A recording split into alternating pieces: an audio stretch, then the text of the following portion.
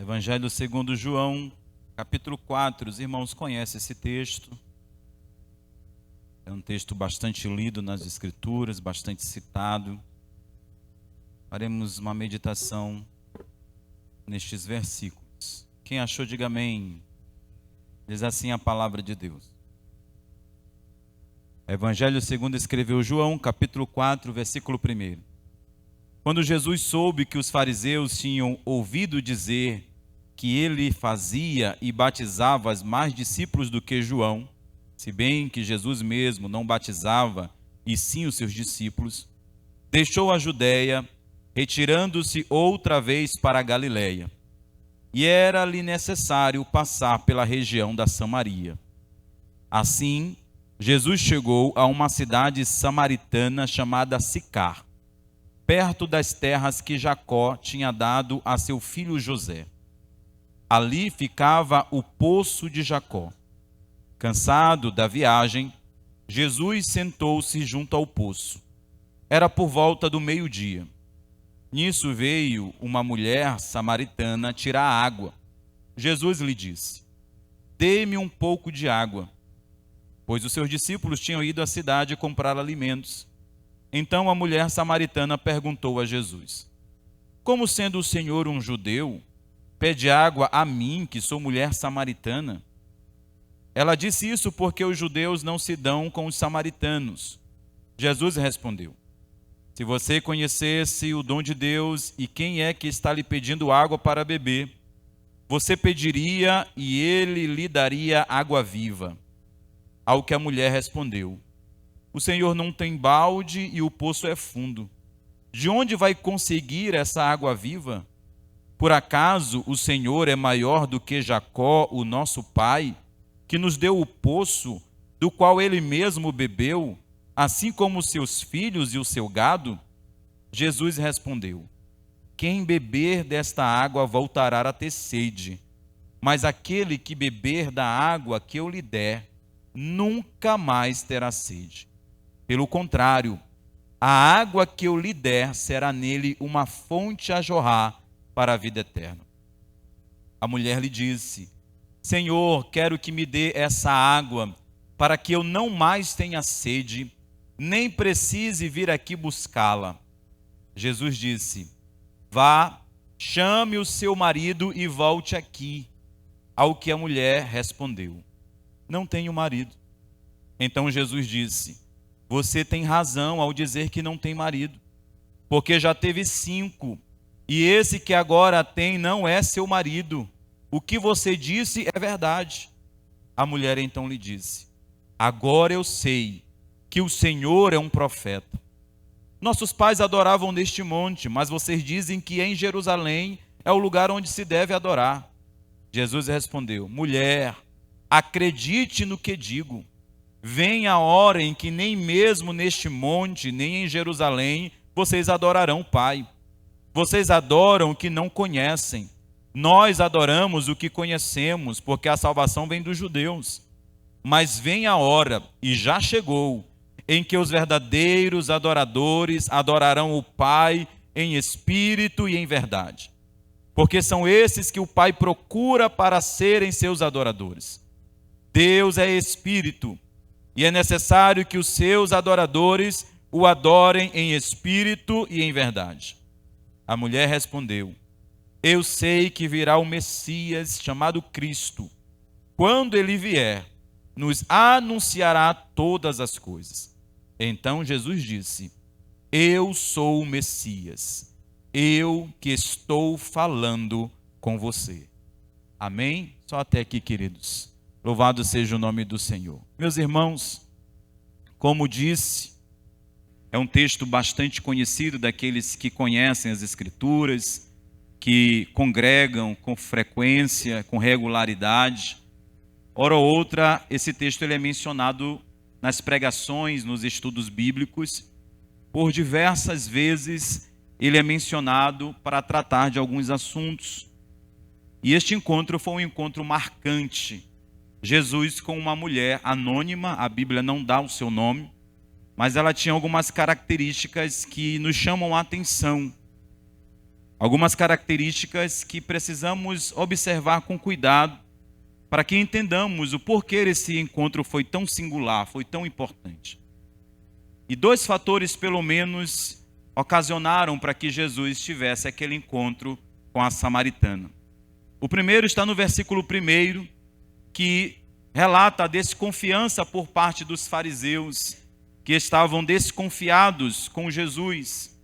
Eles sabiam que algumas coisas estavam acontecendo no ministério terreno de Jesus e algo estava pronto a ser armar contra Cristo. Os fariseus, então, estavam vendo surgir um outro profeta que também estava batizando, assim como João Batista. E é certo que a preocupação daqueles fariseus não era simplesmente com o batismo, não era simplesmente pelo fato de estarem acontecendo batismos, mas era o fato de muitas pessoas estarem seguindo a Jesus. As multidões estavam acompanhando o seu ministério. Jesus, portanto, estava arrastando multidões, e isso estava incomodando os fariseus. E a fim de evitar um confronto antes do tempo predeterminado por Deus para cumprir o seu ministério, Jesus ele resolve se retirar daquela região e ele deixa a Judéia e vai para a Galileia. E o segundo fator pelo qual a gente percebe nas Escrituras, pelo qual aconteceu esse encontro, está exatamente quando diz que era necessário, versículo 4, passar a uma cidade samaritana. E a gente se pergunta, por que era necessário então passar por aquela cidade? Seria talvez por causa da chuva que transbordava o Rio Jordão e dificultasse o caminho que era costumeiro daquelas pessoas quando saíam da Galileia para a Judéia? Então, algumas pessoas talvez tivessem dificuldades por conta disso. Mas o certo, irmãos queridos, é que Jesus ele queria cortar caminho. Ele não queria utilizar o mesmo caminho que era utilizado por aquelas pessoas costumeiramente. E então, para que ele pudesse chegar na Galileia, era necessário que ele passasse pela região de Samaria. Porém, o texto diz que os judeus não se davam com os samaritanos. Os judeus não chegavam perto dos samaritanos. Não havia nenhuma oportunidade de um judeu passar por uma região onde os samaritanos estivessem. Porque os samaritanos, eles representavam uma ofensa muito grande aos judeus. Uma ofensa muito grande, então nenhum judeu queria colocar os seus pés em Samaria. Embora fosse a rota mais curta, embora fosse o caminho que talvez tivesse menos dificuldades, os judeus não utilizavam aquele caminho.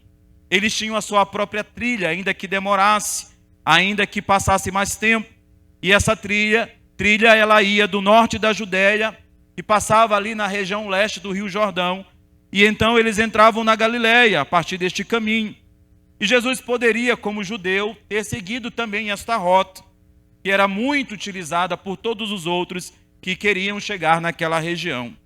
A questão é que João ele diz que era necessário que Jesus passasse por Samaria. Era necessário que Jesus chegasse àquela cidade samaritana. E ele diz que o nome dessa cidade era Sicá. Era uma cidade muito conhecida dos tempos bíblicos do Antigo Testamento, porque ali naquela cidade foi exatamente perto das terras de Jacó, aonde ele tinha dado ao seu filho José. Então os judeus conheciam de ouvir falar, os judeus já tinham lido nas Escrituras que aquela terra era uma terra conhecida, eles poderiam muito bem passar por ali, porque era de herança judaica, mas quem habitava ali eram pessoas que eles não queriam papo nenhum, eles não queriam nenhum tipo de comunhão com aquelas pessoas, nem antes, nem depois, eles não queriam nenhum tipo de conversa. Então o certo é que Jesus ele vai por ali, e ele chega na hora certa. Jesus ele chega no momento certo para se encontrar com aquela mulher que tinha ido fazer uma das suas tarefas diárias, buscar água no poço. Mas ela vai em um horário diferente das outras mulheres. João ele diz que ela vai ao meio-dia. E então Jesus ele não chega atrasado. Ele chega exatamente no momento em que aquela mulher ia ali buscar água para realizar as suas tarefas domésticas, para que pudesse cozinhar, para que pudesse utilizar na sua casa. Percebemos então, irmãos, que Jesus, ele sempre chega no lugar certo e na hora certa. Jesus, ele nunca se atrasa. Jesus, ele nunca erra o caminho. Jesus, ele nunca pega atalhos. Jesus, ele nunca chega adiantado. Jesus, ele chega no lugar certo, vai pelo caminho certo e chega na hora certa para que os seus propósitos se cumpram, para que o seu nome seja exaltado, para que as pessoas percebam que Deus é o Senhor de todas as coisas e então o seu nome seja exaltado. E Jesus, quando ele chega ali, ele encontra esta mulher, uma mulher sozinha, que estava ali sem nenhuma companheira, sem nenhuma pessoa para ajudá-la. E aí nós precisamos destacar o primeiro aspecto importante, impressionante dessa história, que é, na verdade, o fato de Jesus, um homem judeu, iniciar um diálogo com uma mulher samaritana. Primeiro, que era um homem conversando com uma mulher em público. Segundo, que era um judeu conversando com uma samaritana. E isso era muito incomum. Jesus, ele sabia exatamente o que estava fazendo.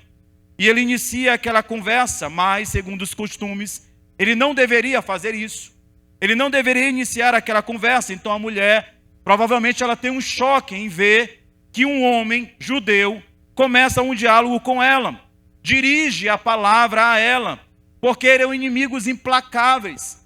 Se nós olharmos para a história bíblica e a história dos judeus, nós vamos perceber que os judeus, eles até poderiam dizer que tinham alguns motivos justificáveis para desprezar os samaritanos. Quando o rei assírio, lá por volta de 722 a.C., cercou aquela região dos judeus, e então, depois de um tempo, os levou aprisionados para o cativeiro assírio. A história vai nos dizer que os judeus que foram levados daquelas primeiras 10 tribos, quando eles voltam para habitar na terra de Israel, eles não voltam mais puros, ou seja, eles não se casaram e nem se deram em casamentos apenas com pessoas que eram judias. Então voltam estrangeiros, vão habitar naquela região, homens e mulheres que haviam se misturado com outros povos. E quando eles passam a habitar naquela região, que ficou conhecida como a região de Samaria, aqueles homens e mulheres, eles não sabiam como adorar ao Deus verdadeiro. Eles não sabiam como prestar culto. E a Bíblia vai nos dizer que em determinado momento, eles chegam até serem alvos de leões por conta da falsa adoração que eles estavam oferecendo ao Senhor naquela época. E então eles mandam chamar pelo rei um sacerdote israelita para que pudesse ensiná-los a adorar o Deus dos judeus de forma correta. Eles disseram, manda um sacerdote para cá para ensinar a gente a como servir o Deus desta terra.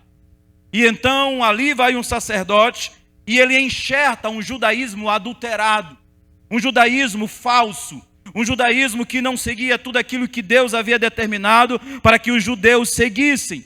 E então eles fazem algumas coisas e as coisas que fazem de forma torta.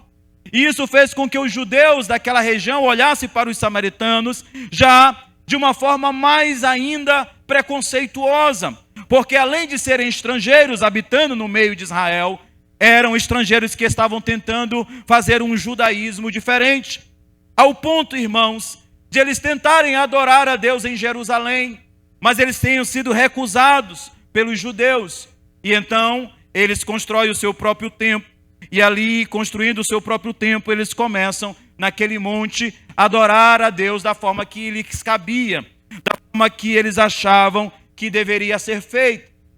E isso, irmãos, faz com que as barreiras se levantassem cada vez mais. E chega ao ponto, irmãos, já no período onde Jesus já havia nascido, a história chega a dizer que lá no ano 19, ou seja, Jesus já havia nascido 19 depois de Cristo, um grupo de samaritanos entra no templo de Israel, de Jerusalém, e espalha ossos humanos sobre o altar, profanando o santuário e acirrando o ódio que havia entre os judeus e os samaritanos. Isso causou uma revolta. Isso causou uma indignação por parte dos judeus em relação aos samaritanos. E não fazia muito tempo que isso havia acontecido. Jesus, ele está ali mais ou menos por volta do ano 28 no seu ministério, ou seja, há pouco mais de uma década, os samaritanos haviam profanado o templo do Senhor em Jerusalém. E o ódio estava cada vez mais acirrado. Os judeus não queriam andar com os samaritanos, eles não queriam conversar com os samaritanos, eles não queriam nenhum diálogo com eles. Mas até que Jesus vem e diz aos seus discípulos que era necessário que ele passasse em Samaria. Ele tinha um encontro com uma mulher marginalizada, uma mulher desprezada, uma mulher que era intrusa, inclusive entre os samaritanos. Era uma mulher que era desprezada dentro da comunidade que ela vivia. Ela era desprezada pelos próprios samaritanos. Ela era desprezada pelas próprias mulheres samaritanas. Tanto que ela vai em um horário que não era costumeiro das mulheres irem buscar água. As mulheres iam naquela região no momento em que o sol estava mais brando. Elas iam logo de manhã cedo buscar água no poço. E talvez a gente não tenha noção de o quanto é quente aquela região. E elas iam logo cedo, mas aquela mulher ia sozinha, ao meio-dia, buscar água. E ela ia só, porque ela era uma mulher desprezada, marginalizada. Era uma mulher que ninguém queria estar perto. Mas Jesus foi ter um encontro com ela. Jesus foi ao encontro daquela mulher. E quando ele fala com ela, ela tenta talvez se esquivar da conversa, mas Jesus ali, ele estava quebrando deliberadamente muitas barreiras. Jesus, ele estava ali agora quebrando barreiras raciais, barreiras culturais, barreiras de gênero, barreiras morais. Quando Jesus inicia o diálogo com aquela mulher, Jesus estava quebrando todas essas barreiras que eram convencionais naquela época. Um homem judeu, religioso, não deveria ter uma conversa com aquela mulher. Um homem judeu, religioso, não deveria estar ao lado daquela mulher conversando com ela. Mas Jesus não se importou com nada daquilo. Jesus não se importou do fato dela ser samaritana, de ser mulher, de ser desprezada. E então a gente percebe, irmãos queridos, o quanto foi radical a atitude de Jesus. O quanto Jesus, ele quebrou barreiras naquele dia. E ele passou por todos esses divisores humanos e estabeleceu uma conexão com aquela mulher. Ele estabeleceu um diálogo com ela. Ele foi ali para se encontrar com ela. E aquela mulher, ela ficou assombrada. Ela ficou perplexa. E nós também deveríamos ficar. Nós deveríamos também ficar abalados com isso. E a gente aprende, irmãos queridos, que o segundo aspecto interessante deste encontro de Jesus com esta mulher não era somente porque Jesus estava quebrando essas barreiras e iniciando um diálogo com ela. Mas o segundo aspecto, que era evidente, irmãos, é que Jesus, ele se mostra aberto e afetuoso. Ele não somente começa a conversar com ela, mas Jesus se mostra afetuoso, amoroso. Jesus começa a conversar com ela de forma gentil, de forma habilidosa. E ele começa dizendo: ah, mulher, se tu soubesse quem está te pedindo água. Se tu soubesse quem é que está aqui te pedindo água, você pediria água da vida. A água que traz vida.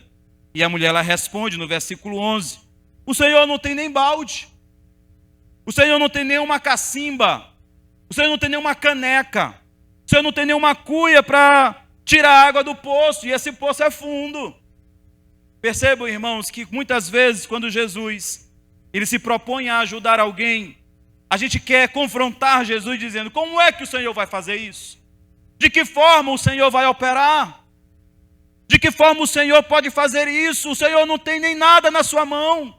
O Senhor não tem balde, o Senhor não tem cuia. Como é que o Senhor pode tirar a água que dá vida? De onde é essa água viva? A gente muitas vezes quer, irmãos, confrontar Jesus e dizer como é que ele deve trabalhar, como é que ele deve fazer, e a gente desconfia daquilo que Jesus está oferecendo. A gente desconfia daquilo que Jesus está oferecendo a nós. Jesus, na verdade, estava utilizando uma metáfora, se referindo quando ele fala água viva, ele está falando de vida eterna. Ele está falando de algo que ninguém pode oferecer. E aquela imagem, irmãos, de água viva, ela causa um impacto um pouco menor para nós hoje do que causou para aquela mulher naquela época. E ela causa um impacto menor, irmão, sabe por quê? Porque nós temos acesso imediato à água a todo tempo. Se nós quisermos água, facilmente nós teremos em qualquer lugar, onde nós estivermos. Quando estamos com sede, no primeiro casa que chegamos, em qualquer ambiente que chegamos, vamos logo procurar água, pedimos água. E sabemos que vamos encontrar água. Sabemos que ao chegar em um ambiente, encontraremos água para beber. E a maioria de nós, irmãos, sabe pouco o que é ter uma sede real. Sabe pouco o que é viver num clima como aquele, junto ao deserto. E aquela mulher, ela sabia muito bem o que era sede. E Jesus sabia também, porque Jesus vivia naquela região. Mas Jesus não estava falando de uma água que mata a sede das papilas. Não, Jesus estava falando de uma água que dá vida. Jesus estava oferecendo uma oferta muito grande. Jesus estava oferecendo algo muito maravilhoso. E ele diz, olha, a minha água, se você obtiver, haverá de se tornar uma fonte de águas em você, jorrando por toda a vida, pela vida eterna. Jesus estava falando de uma profunda satisfação, de uma alegria incrível, de algo incomparável. Jesus não estava falando de H2O. Jesus estava falando de algo que pode trazer alegria. Jesus não estava falando que pode, talvez, mudar o nosso exterior. E a pergunta que eu faço para os irmãos é, o que faz você feliz? O que é que pode fazer você feliz? Se você pudesse fazer uma lista de coisas que te fariam feliz, que você pudesse dizer assim, olha, se eu tiver isso, eu serei uma pessoa realizada. Eu serei uma pessoa feliz. Se eu alcançar esses objetivos, eu certamente serei uma pessoa feliz. Se eu alcançar isso, certamente eu terei uma real satisfação na minha vida. Certamente, irmãos, muitas coisas que nós colocaremos nessa lista são coisas materiais. Se nós pudéssemos fazer uma lista e entregarmos a Jesus, para que pudéssemos dizer, estamos satisfeitos e felizes, nós diríamos coisas relacionadas àquilo que o dinheiro pode comprar. Alguns, talvez mais românticos, diriam, eu gostaria de casar, eu gostaria de um marido, de uma esposa. Talvez outros diriam que querem ter sucesso na sua carreira profissional. Outros diriam que talvez querem ter sucesso na sua carreira acadêmica, graduar-se, ter uma pós-graduação, um mestrado, talvez um doutorado. Alguns talvez na política dissessem que eles querem alcançar bons cargos. Outros diriam que querem alcançar altas posições sociais, ou que têm o dinheiro suficiente para comprar aquilo que lhes agrada, aquilo que pode ajudá-los para que eles tenham uma vida melhor e mais favorável. Mas o que quer que nós escrevamos, o que quer que nós venhamos dizer, irmãos, a gente sabe que tudo isso não pode trazer a real satisfação que a gente precisa. Talvez você até diga, se eu tiver tal coisa, se eu chegar lá, então eu saberei que eu sou importante. Então eu saberei que eu tenho um significado. Tem muitas pessoas que acham que não tem um significado na sua vida, porque não alcançaram alguma coisa, porque não conseguiram conquistar algo, porque acham que não tem a segurança necessária ainda, enquanto não alcançar aquele objetivo. E provavelmente essas coisas são coisas exteriores a você. São coisas que você quer comprar com o seu dinheiro. São coisas que você quer conquistar com o seu esforço. São coisas que você quer trabalhar para galgar melhores posições. Entretanto, Jesus, ele diz que não há nada fora de você capaz de satisfazer você de sedes existentes no seu interior. Jesus está dizendo na sua palavra que nada do que você venha conquistar, nada do que você venha comprar, nenhuma posição que você venha galgar, nada do que está fora pode saciar a sede que está dentro de você. ninguém, nada pode satisfazer este vazio que você tem dentro do seu coração. E se nós fôssemos continuar um pouco mais sobre essa metáfora que Jesus utilizou com aquela mulher, nós estaríamos dizendo que você não precisa de água respingada sobre você. Jesus, ele não quer te dar respingos. Jesus, ele não quer que você se sacie com respingos no seu rosto, mas ele quer que você mergulhe em águas profundas, que sacie de forma completa, contundente e real a sede que está dentro do teu ser. Louvado seja o nome do Senhor. E Jesus, ele diz: eu posso te dar esta água, eu posso saciar esta sua sede. Eu estou aqui para te dar esta água. Eu posso te oferecer a satisfação absoluta. Eu posso oferecer aquilo que o seu âmago precisa. Eu posso oferecer aquilo que você está buscando. Nada daquilo que você busca lá fora pode te saciar, te preencher, ocupar o vazio dentro de você. Mas eu, diz o Senhor, posso fazer morada dentro de ti, e então você será feliz. Louvado seja o nome do Senhor. Agora, irmãos, algumas coisas nos impedem de ouvir o que Jesus está falando. Às vezes a gente não dá valor para estas palavras, porque muitas vezes a maioria de nós não é capaz de reconhecer a sede da nossa alma. Talvez muitas pessoas não conseguem reconhecer o vazio que está dentro de si. Não conseguem dar conta que a sede é muito grande na nossa alma. Mas sabe por quê, irmãos? Enquanto nós estivermos acreditando na probabilidade muito boa de concretizar alguns dos nossos sonhos, enquanto nós ainda estivermos achando que nós teremos sucesso de alguma forma, nós nunca experimentaremos o vazio que está dentro de nós. Não daremos conta. Enquanto restar um pouquinho de força, enquanto restar um pouquinho de dinheiro na conta, enquanto tiver um limite no cartão, enquanto ainda tiver saúde para lutar, enquanto a gente tiver o desejo para buscar, a gente nunca vai se dar conta de que existe um vazio dentro de nós. Porque a gente sempre vai achar que o vazio vai ser preenchido por aquilo que a gente vai conquistar. E aí a gente fica ansioso, e aí a gente não sabe o que vai fazer, e a gente fica alimentando uma esperança falsa. E aí, queridos irmãos, isso faz com que a gente se mantenha completamente alheio durante toda a nossa vida daquilo que a gente precisa. A gente aprendeu desde cedo a passar de ano para ganhar o presente no final do ano letivo. A gente aprendeu desde cedo a trabalhar para conquistar as coisas. A gente aprendeu desde cedo de que se a gente comprar um carro novo, uma casa nova, se a gente casar, se a gente alcançar aquele sonho, se a gente for morar lá naquele lugar dos sonhos, se a gente tiver o desejo saciado, então nossa alma vai estar saciada também. E não é assim.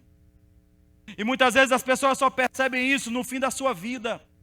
Quando não tem mais saúde, quando não tem mais força, quando estão frustradas nos seus sonhos, quando percebem que o tempo passou e elas olham e dizem: eu não tenho mais outra esperança.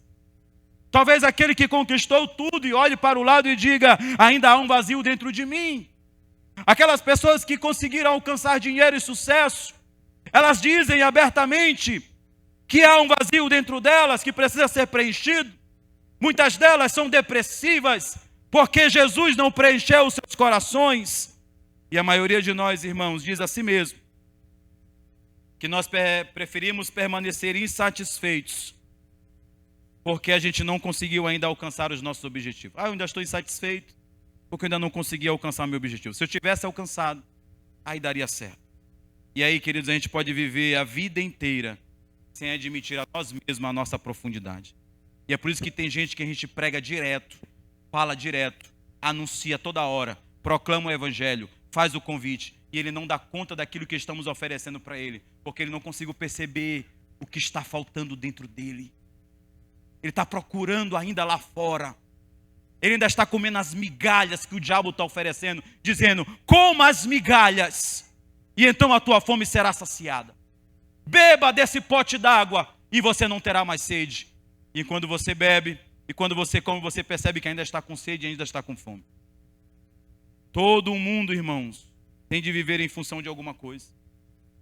Todos nós vivemos em função de alguma coisa. É ou não é verdade?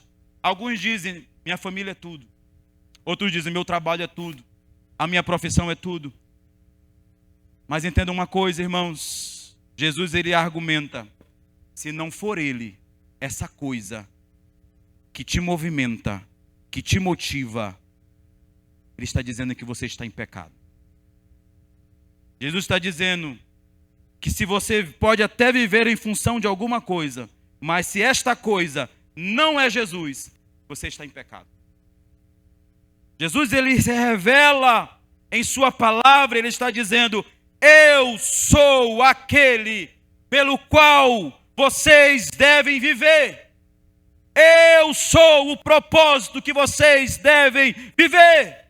Vocês foram criados para a minha glória. Vocês foram criados para a glória de Deus. Portanto, vivam para a glória de Deus. E aí, queridos, sabe por que Jesus está dizendo isso? Porque qualquer coisa que você estiver dizendo que vive por causa dela, a primeira coisa que vai acontecer é que você vai viver escravizado por esta coisa. Você vai ser escravizado, seja ela qual for.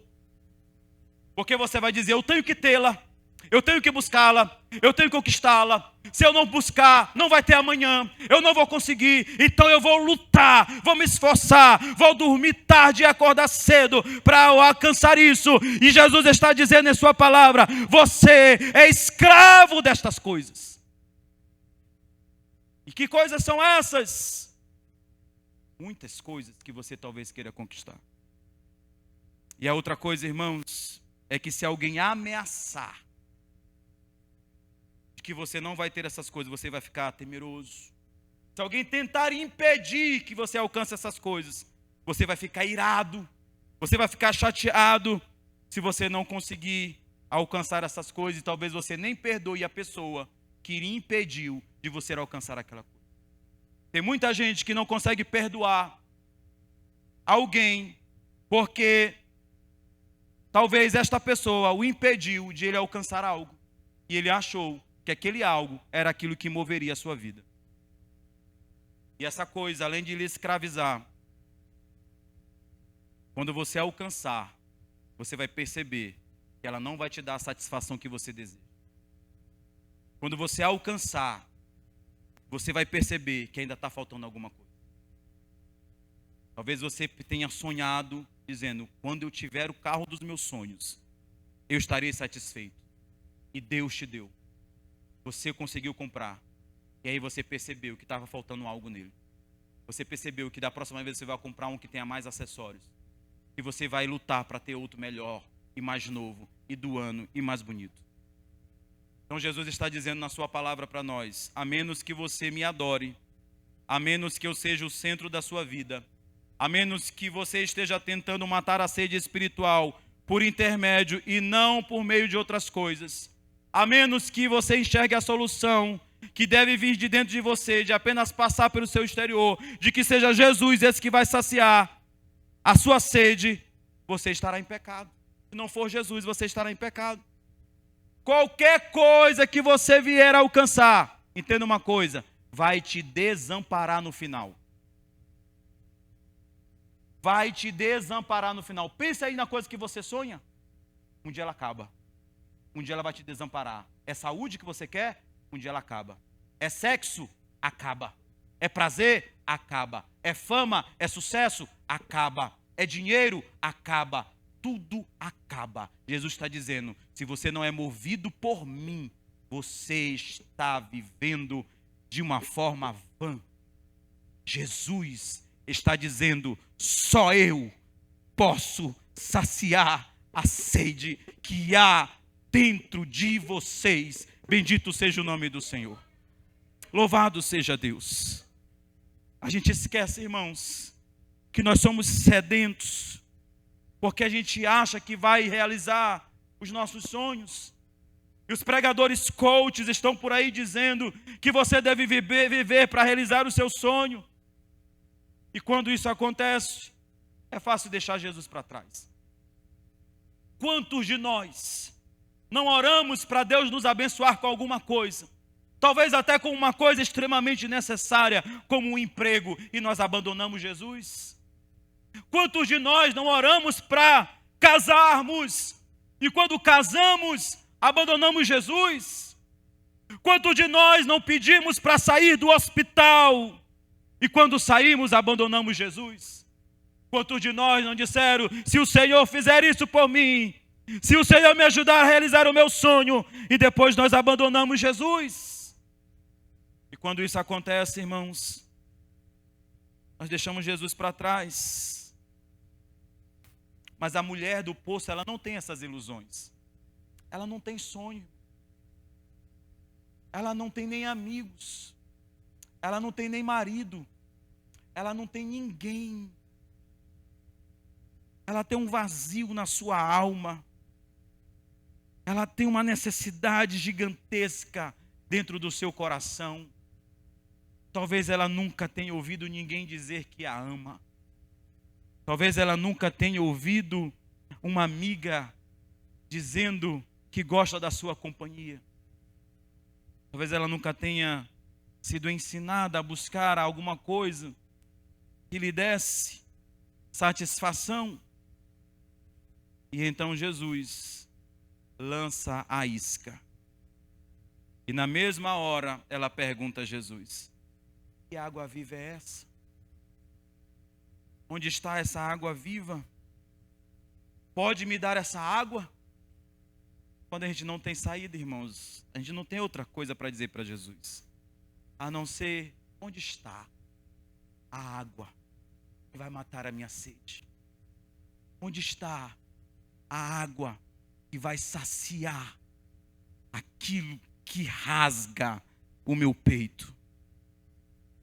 E Jesus, ele diz: vai buscar teu marido. Vai buscar teu marido que eu te dou água. E ela responde: eu não tenho marido. E Jesus diz: tem razão. Você não tem marido. E você já teve 5. E o homem com que você vive, neste momento, ele não é o seu marido. Alguém pode se perguntar: o que Jesus está fazendo? Ele estava indo tão bem. Ela estava querendo a água. E agora parece que Jesus está sendo sórdido com ela. Parece agora que Jesus, ele está confrontando ela. Parece que agora ele quer humilhá-la. Parece que agora ele quer jogar ela no chão e dizer: eu sei quem tu és. Tu é mulher da vida. Ninguém te quer. Parece que ele está querendo fazer isso, mas não é verdade. Ele jamais faria isso. Jesus jamais faz isso com o pecador. Jamais Jesus joga os nossos pecados na nossa cara. Jesus não nos envergonha porque Ele nos ama. E um pai que ama o seu filho jamais o envergonha. Na verdade, irmãos, Jesus estava enquadrando aquela mulher para que ela entendesse que ela era uma pecadora. Para que ela entendesse que ela precisava de Jesus. Ele faz isso com gentileza, ele faz isso com destreza. E parece até que ele está mudando de assunto. Falando de água e agora está falando de marido. Não, Jesus não está mudando de assunto. Ele está provocando aquela mulher para que ela compreendesse que a natureza da água viva que ele estava oferecendo, ela primeiro ia atender essas necessidades da sua alma. Ia atender as necessidades daquilo que ela estava buscando na sua própria vida. E então, Jesus está dizendo: você tem tentado a vida inteira satisfazer esse seu vazio, buscando homens, maridos. Você tem buscado a sua vida inteira, tentando saciar a sua sede, casando-se com homens, indo atrás de um após outro, e não tem dado certo, não é verdade? É isso que Jesus está dizendo. Não deu certo com 5. E esse que tem aí não é o teu marido. Jesus está dizendo: não está dando certo. O que eu tenho para ti é diferente. O que eu tenho para ti é algo novo. E aí, irmãos, Jesus deixa essa mulher chocada nessa hora. E ela passa a ter uma percepção diferente sobre a sua vida. Ela passa a ter uma percepção diferente, é verdade. Eu tenho tentado a vida inteira saciar a minha sede na busca de alguém que me ame, de alguém que me assuma como esposa, de alguém que me sustente. Ela passou a vida inteira dela mendigando amor. E Jesus está dizendo, tu não tens marido e nunca deu certo e nem vai dar. E então ela muda a percepção dela e ela diz, Senhor, eu vejo que tu és profeta. Olha, esse homem é diferente. Ele falou a minha vida toda. E aí ela faz um dos maiores questionamentos. Ela percebe que ali diante dela tem um profeta. E ela faz um questionamento teológico. Ela diz, Senhor, aonde nós vamos adorar? Neste templo ou no templo que está em Jerusalém? Porque os judeus dizem que é lá, mas nossos pais disseram que é aqui. E aí Jesus vai responder, mulher, é chegada a hora que aqueles que o adoram a Deus, adorarão em espírito e em verdade. Jesus está dizendo, não tem a menor necessidade daqui a alguns dias de um templo físico para ter acesso a Deus. E impressionada aquela mulher ela responde, quando o Messias vier, ele vai explicar isso para a gente. Quando o Messias vier, o Cristo, ele vai explicar isso para a gente. Versículo 25 diz, eu sei que virá o Messias, chamado Cristo, e quando ele vier, nos anunciará todas as coisas. Ele vai explicar para a gente como é que faz para ter acesso a Deus. Ele vai explicar para a gente como é que faz para a gente adorar em espírito e em verdade, como o Senhor está dizendo, quando o Messias chegar, aí as minhas respostas as minhas perguntas serão respondidas. E finalmente Jesus solta uma bomba e diz, sou eu, mulher. Sou eu que falo contigo, eu sou o Messias, o Cristo, o Filho de Deus, eu que falo com você nesta noite.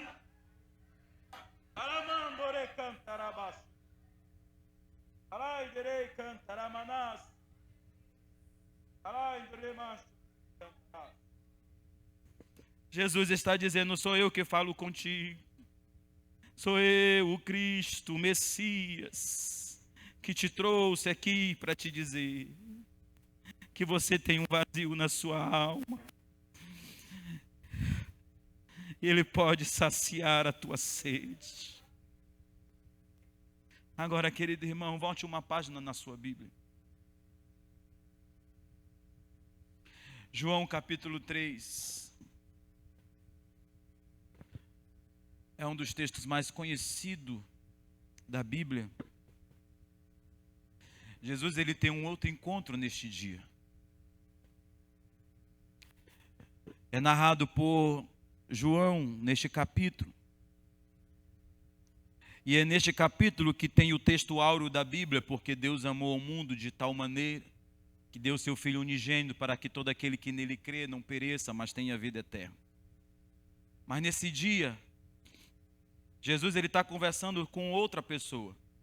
Não é uma mulher, não é um samaritano, não é alguém marginalizado. Jesus está conversando com Nicodemos. E talvez, irmãos, a gente não tenha o costume de ouvir sobre a mulher samaritana ou sobre o Nicodemos, usando os dois textos juntos. Mas eu tenho certeza que João, inspirado pelo Espírito Santo de Deus, ele coloca esses dois encontros na sequência, porque ele queria que a gente entendesse alguma coisa. Quando o Nicodemos vai ao encontro de Jesus à noite, a Bíblia está dizendo que era um fariseu, um líder religioso e civil, muito importante naquela época, uma autoridade entre os judeus que vai ao encontro de Jesus à noite. E quando ele vai ao encontro de Jesus, ele diz, Rabi, mestre, sabemos que és mestre vindo de Deus, pois ninguém pode fazer os sinais que tu fazes se Deus não estiver nele. E Jesus lhe respondeu, em verdade eu te digo, que ninguém pode ver o reino de Deus se não nascer de novo. E então lhe perguntou Nicodemos, como filho pode nascer? Poderá entrar no ventre de sua mãe e nascer pela segunda vez?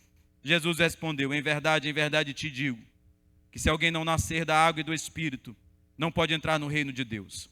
O que é nascido da carne é carne, o que é nascido do Espírito é Espírito. Não te admires de te dizer, necessário vos é nascer de novo. Sabe o que acontece aqui? O oposto daquilo que Jesus fez com a mulher samaritana. O oposto daquilo que Jesus fez com a mulher que estava junto ao poço. Com ela, ele começou muito afável. Ele surpreendeu a ela, procurando conversa com ela. Ele se mostrou acessível. E pouco a pouco, Jesus foi mostrando a sua necessidade. De forma carinhosa, Jesus foi mostrando para ela que ela tinha uma necessidade. Mas quando é com Nicodemos, irmãos, um homem prestigiado, Jesus, ele é vigoroso e direto. Jesus, ele não faz arrudeios. Jesus, ele não usa palavras para tratar Nicodemos com carinho. E Nicodemos começa tão gentil: Rabi, eu sei, eu tenho ouvido falar muitas coisas a teu respeito. Dizem que tu tens sabedoria concedida por Deus. Mas Jesus, ele não deixou ser levado pelas palavras honrosas de Nicodemos. E Jesus confronta Nicodemos, dizendo: Nicodemos, tu tens que nascer de novo. Tu tens que mudar a tua vida. Você precisa nascer de novo. Agora só, irmãos, Jesus, ele está falando com um homem que passou a vida dele inteira adorando a Deus, estudando a palavra. Ele buscou as melhores posições na religião judaica. Talvez ele até tivesse se ofendido com aquele pronunciamento de Jesus: nascer de novo, nascer novamente. E é daí, irmãos, que vem a expressão que a gente fala sempre, que nós somos nascidos de novo. E nós entendemos, irmãos, que nós nascemos de novo, que nós somos libertos de muitas coisas e nascemos de novo. Muitos foram libertos de drogas e nasceram de novo. Outros tinham suas emoções instáveis e nasceram de novo. Outros tinham suas vidas errantes e nasceram de novo. Outros tiveram reviravoltas dramáticas em sua vida e nasceram de novo. Jesus está dizendo para um homem religioso, com a vida dedicada ao Senhor, que ele precisava nascer de novo, que ele precisava de uma transformação, que ele precisava de mudança. E aí, queridos, é que mora a grande questão que nós queremos abordar neste texto. Talvez a gente pense que nascer de novo é só para determinados tipos de gente. Eu nunca roubei, eu nunca matei, eu nunca fiz nada de ruim, eu sempre fui filho de Deus. E a gente pensa que nascer de novo é só para mulher igual a mulher do poço, a mulher samaritana. Só que Jesus, com pessoas religiosas, que nem Nicodemos, ele trata direto e diz: você precisa nascer de novo. Jesus estava falando com um homem próspero, um fariseu devoto, um homem reto, um homem que tinha boa fé, um homem que sabia que Jesus era um homem bom. Mas Jesus chama este homem e diz que era necessário que ele se convertesse, que ele nascesse de novo. E aqui a gente vê Nicodemos, um homem com autocontrole, bem-sucedido, disciplinado, correto, religioso, de mente aberta, porque ouve Jesus falando isso. E o que Jesus diz? Ele emprega uma metáfora diferente daquela que ele empregou com a mulher samaritana. Ele emprega uma metáfora diferente com a que ele utilizou com a mulher marginalizada.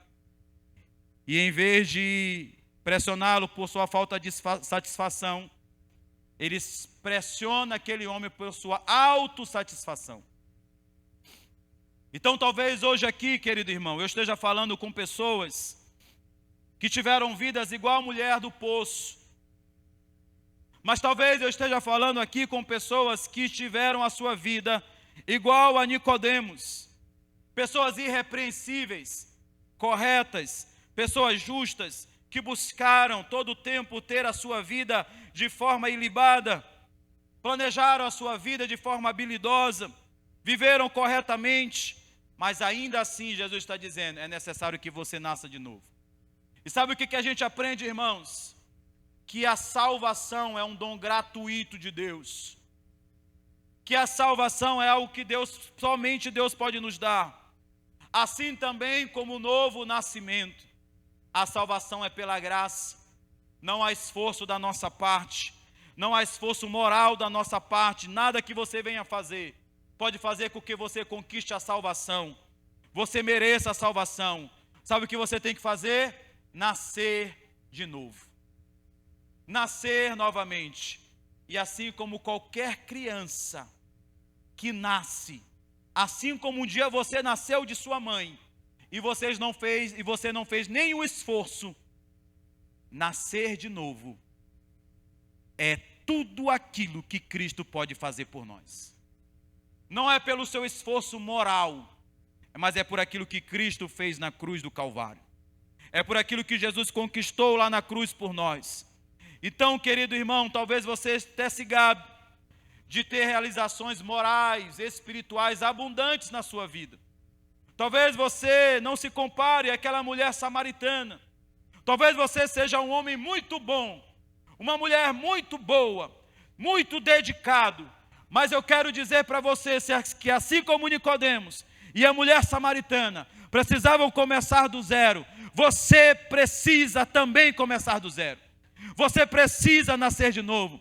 Não importa se você serviu a Deus enquanto criança, jovem ou até mesmo operou milagres no passado.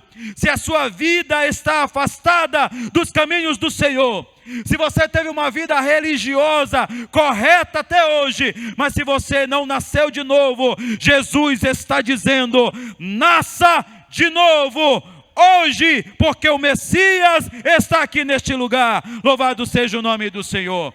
Esta palavra é para que a gente entenda, irmãos, o quanto o pecado pode nos tornar homens miseráveis, mas também pode nos tornar homens presunçosos. Tem gente que se acha a pior espécie do mundo, mas tem outros que se acham aqueles melhores de qualquer um. Então Deus está dizendo: ainda que você se enquadre em uma dessas situações, Jesus diz na sua palavra: nasça de novo, nasça de novo. Encontre Jesus, Ele tem água para te dar, Ele tem aquilo que você precisa para matar a sua sede. Louvado seja o nome do Senhor. Eu e você somos pecadores, e nós precisamos de salvação. Nós precisamos de salvação, e a salvação só é alcançada em Cristo Jesus. E é pecado procurar salvação em outra coisa que não seja Deus. Porque quando você procura salvação em outra coisa, você está se colocando no lugar de Deus. Você está tentando se tornar o seu próprio Salvador, o seu próprio Senhor. E a definição bíblica de pecado é exatamente essa: de transgressão, quando o homem se coloca no lugar de Deus. Deus está nos dizendo hoje que assim como Ele trouxe alegria para aquela mulher no poço e trouxe alegria ao coração de Nicodemos, o Senhor, Ele pode transformar o sexo, o poder, os prazeres ou qualquer outro tipo de coisa que você coloca como salvação para a sua vida. Drogas, bebidas, homens, mulheres, satisfações, orgias, festas, tudo aquilo que você coloca para satisfazer a sua alma, Jesus está dizendo: jogue tudo isso fora e encontre a salvação naquele que pode te dar a salvação. Jogue tudo isso fora e encontre a salvação naquele que pode matar a tua sede. Jogue tudo isso fora, tudo aquilo que você acha que pode te trazer felicidade e alegria. Hoje o Senhor Jesus está aqui para te dizer: eu tenho uma água para te dar. Louvado seja o nome do Senhor. Fiquemos de pé em nome de Jesus.